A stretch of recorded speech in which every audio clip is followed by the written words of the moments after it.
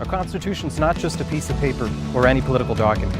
It unites us against the PQ, who sees immigrants in Canada as the source of all our problems. It's what protects us against the CEQ's excesses, especially its laws that stigmatize Quebecers who speak a language other than French. Over the coming months, the QLP's National Political Commission will loudly and clearly promote the Quebec Constitution so that all Quebecers can live in a stronger, freer, and more united Quebec. Okay, that is the voice of Antoine Dionne-Charest. This is something that we're just finding out about now, a Quebec Constitution. Something that seems to have come out of left field, but let's find out more. Antoine Dionne-Charest is in studio. Thank you for coming in. It's good to see you. Thank you for having me.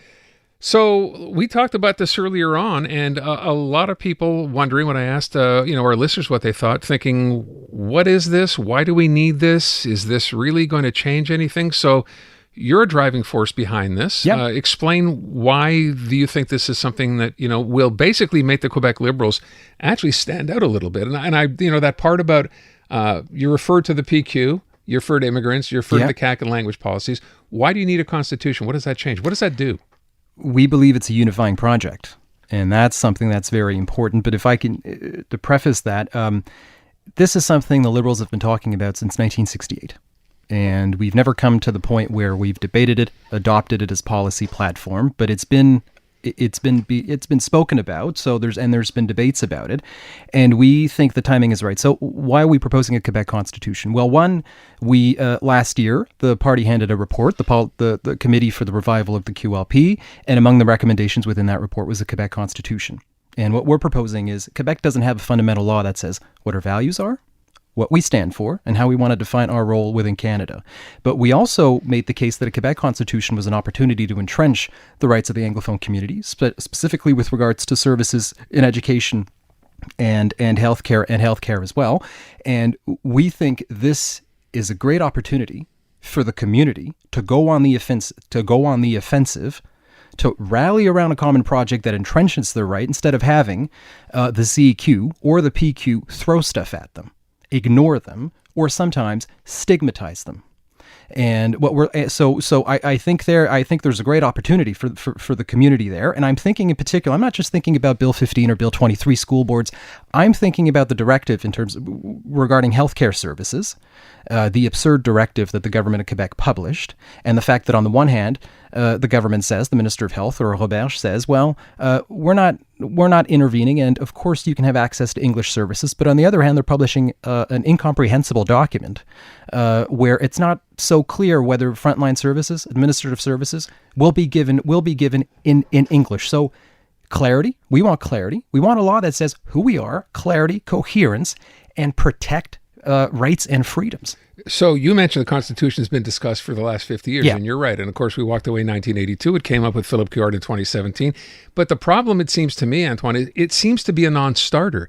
It's an interesting idea to talk about, and then it's the kind of thing, and I think Jim Ennie said it before when we chatted, when you bring this up to the population, to the voter, their eyes just glaze over because it just seems like it's so generic in a sense. There's no specifics in it. I mean, if you have to identify yourself by virtue of a constitution, how are we different from anybody else in Canada? Why do we need our own constitution? I think there are legitimate preoccupations, whether you're an Anglophone or a Francophone or an Allophone in Quebec. I think there are legitimate preoccupations with regards to language and culture in Quebec. And I think a common document that would say who we are, what our values are, and where we stand with regards to federalism would give a lot of clarity, and also would allow a much better protection of minority rights. And if we had a constitution today, I don't think there would be Bill 15 or Bill 23, or I don't think there'd be an absurd directive that says in what circumstances you're allowed to have services in English or not. But that's because you have a government now that's basically enshrined those laws by using the notwithstanding clause to pass these sorts of laws. They're not necessarily going to be in power forever. No, you're right. But still, I think had we had a Quebec Constitution, I don't think they could have done what they've done with Bill 96.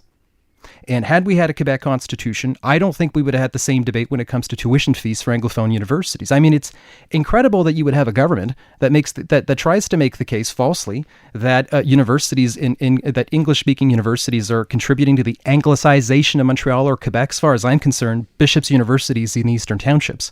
It's not in Montreal. And as far as I'm concerned, McGill, Concordia are Quebec institutions. They're not Anglophone institutions. They're Quebec institutions. And the idea that we could rally behind a common document that says, regardless of your beliefs, regardless of the language you speak, your rights will be enshrined, respected. And again, I don't think the government could have done what they've done. And I'm thinking about education and healthcare in particular, had there been a Quebec constitution. Well, there is the argument that some of what they've done actually violates their own Quebec Charter of Rights and Freedoms as well. I mean, that's up for discussion too. But I'm wondering, though, doesn't this just give the government more ammunition, whoever that party happens to be that is going to form the next government, to say we're going to come up with our own constitution that may be different from what you plan to introduce as a liberal? I mean, where does that end? Where does that discussion end? If any government from any political party one day decides to propose or draft a constitution, it has to be under certain conditions. It needs to respect fundamental rights and freedoms. It needs to respect minority rights. It also has to affirm the fact that French is the common public language, and there's no contradiction with the fact that there's an Anglophone community, but under certain conditions. So what we're saying is, we think this is something that can include every Quebecer, that allows the Anglophone community to go on the offensive, but we want to take a clear stand. If we're going to do this in Quebec, mm-hmm. I think most political parties agree on the idea of a constitution. If we're going to draft a single document that says who we are, what our values are, it needs to be done under certain conditions, and it needs to include everyone, and it needs to respect Quebecers' fundamental rights and freedoms. And we're the only ones right now making that case. No other political party has gone that far and saying those are the conditions under which we should be doing this. As I said, I'm not sure that the average guy out there really cares much one way or the other about this. I understand this is a party position and you want to run with this. My other question would be, the way things have gone lately for the Quebec Liberal Party, with never mind Anglo support, right? And there's some people questioning whether they can continue to vote that way. But in terms of Franco support, where the number I think we just said is around 7 or 8%, do you really see? I mean, you have to win. You have to form a government to make this kind of happen, right? You're making. I get your point. You're saying, well, this doesn't seem like a priority. I think you could chew. No, I'm not saying. I'm saying it doesn't seem like a winning sort of idea. Well, it's not just about winning. We've had a government in the last years that have governed only according to polls. It's not just about winning. It's about having political parties having clear positions on the issues that matter. Now, I want to answer your point on not being a priority, or that's how I understand it. You can chew gum and walk at the same time. We're a federalist party. We want to propose something that's unifying, a common project. A couple months ago, we introduced a new economic platform. We had a Conseil Général in Bromont, and we took a stand on key issues with regards to the economy and housing, for example. So we've proposed a new economic platform to answer pretty basic problems that Quebec is facing economically, and we're also proposing a platform for unity and for federalism. I think we've never used that tool. Every province in Canada has a constitution, but apart from British Columbia, who has a written constitution, no other province has. And this is a tool that federalism gives us. And this is a tool that we don't need to ask Ottawa or the other provinces. But I think we're at this point in Quebec where we need something that unifies us, doesn't divide us. And I don't have the feeling that the PQ or the CAQ are parties that want to unify Quebecers. Let me ask a dumb question then. If this is such, an idealistic sort of an opportunity here to go ahead and create something like this, do you envision getting support from either of the other two provincial parties in doing this and drafting this, something that gives all Quebecers express rights? I think there are two pillars in a Quebec constitution. One is the Charter of Rights and Freedoms. I think there's a consensus in Quebec on the Charter of Rights and Freedoms and the Charter of the French language. And I think if we can agree that what we would find in that fundamental law are these two things, and I think they're quite important, specifically now that we agree on them. I think if we can agree on these two pillars, we can find a consensus. And that's very, very important. But that has to be the starting point. And I don't think it's trivial talking about rights and freedoms when we're talking about healthcare services, frontline healthcare services that are being compromised, where it's unsure whether Anglophones will be allowed to have services. I think that's pretty important. It's not just, I think it's pretty concrete. I agree with you. I think most people would agree it's very, very important, but how do you build consensus over something that's a policy of another party that doesn't seem to want to change what it does? Well, for us, we need to build consensus within our party. Our objective is that Liberals will vote in November during a Congrès des membres on the idea of a constitution. The first step is for parties to agree on what they want to offer. So our first objective is convince Liberals, vote and vote on the idea in November. How much convincing does that take based on what you've already seen or heard from other members within the party? I think there's a consensus, but I think we need to have a conversation, and we're starting that conversation. We're not just starting that conversation with Liberals, we're also starting that conversation with Quebecers, and I think we need to start now. I mentioned to you just before, and you said it's not about winning, but ultimately, this provincial Liberal Party that's been out of power now for the last 2 elections is doing worse than it's ever done before in terms of polling. Isn't part of your objective, or shouldn't part of your objective be, you say you're going to run, by the way, in 2026, right? Yes. Okay. Yes. Shouldn't it be to try to win a provincial election? Is that not important? Absolutely. Well, yes, then we should be clear on what we're offering Quebecers. When we say we want a constitution that entrenches the rights, notably of the Anglophone community, I think we're pretty clear on where we stand.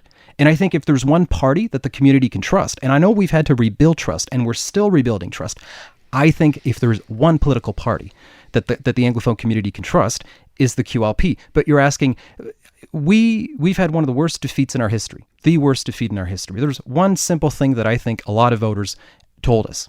Do your homework. Rebuild. If you want to be an alternative, if you want to make the case that one day you can be an alternative to the CEQ, it won't suffice just to say, well, we're better than the other guys and you're fed up with the other guys, so just vote for us. No, we need to have clear ideas on where we stand on the economy, healthcare, education, and it also deals and identity as well. There's been a lot of heat on the Quebec Liberal Party as well for taking its time and eventually picking a new leader, which is kind of part and parcel with rebuilding a party, I would think. Where are we on that? I've heard 2 names. Charles Milliard is now in. Yep. You only have 2 people who've confirmed so far that they want to run for this job. 3. I think a lot of people. Who's 3. the third? Frédéric Beauchemin. Is Fred officially in the race? Well, I don't know if he said officially in the race, but I'm pretty sure I know he's expressed he is. interest, but I didn't know he was an actual candidate. You're right. Candidate. The ones who've made it official are Denis Coderre and Charles Milliard. Yeah. Yes. Is that, people look at that and think, okay, Denis Coderre, we all know his history.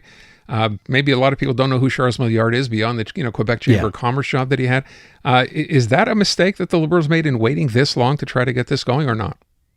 Had we had a short race, I don't think we would have had the same outcome. I think what's very important for the party today is to have good candidates, a debate of ideas, and a solid race. I don't think we can do. I think there's I think there will be. I think there'll be many candidates. I think we will have. We're going to organize 5 debates, and I think that's important. I think expectations are quite high with the Liberals, and I think Quebecers are expecting a lot from us, and they're right. They want to know where we stand. And I think it starts with the leadership race. And I'm hoping that the candidates will say where they stand on the Constitution and on a host of issues. Okay. And it's fine if they disagree, and I hope they'll agree with it. But what we need is debate. Fair enough. Last question I will ask you, because we're running late already, but I appreciate you coming in, is this idea, as much as you talk about Anglophone voters, and I'll bring it up again, how do you relate to Francophone voters in this province? You need them to be able to win an election. I think a constitution can do that. That's it? No. The economy, healthcare, education, and a clear and a renewed vision of federalism. You need all these things, not one or the other, all of it. And we've started to do that on the economy. We're doing it with a Quebec constitution, and there's much more work to be done. But I think we started the work. A serious party starts when it rebuilds, starts with ideas. That's what we're doing. I want to thank you for coming in. By the way, I'd have to ask you, are you not interested at all in running for the leadership of the party? No. Sure? I'm interested this is your chance to say you are. I want to run in 2026 to become an MNA. Okay. And for the time being, what I'm campaigning on is ideas and rebuilding the QLP. Is Pablo Rodriguez the savior of the Quebec Liberal Party? I don't know. But if he runs, I'd be very happy as a Liberal. I think we need a debate. We need fresh voices, and we need good candidates. So I'd be very happy if he ran. I think Charles Milliard is also a good candidate. And if Frédéric Beauchemin does, I'd be very happy. And Coderre as well. I thank you for coming in. It's always good to see you. Thank you for having me.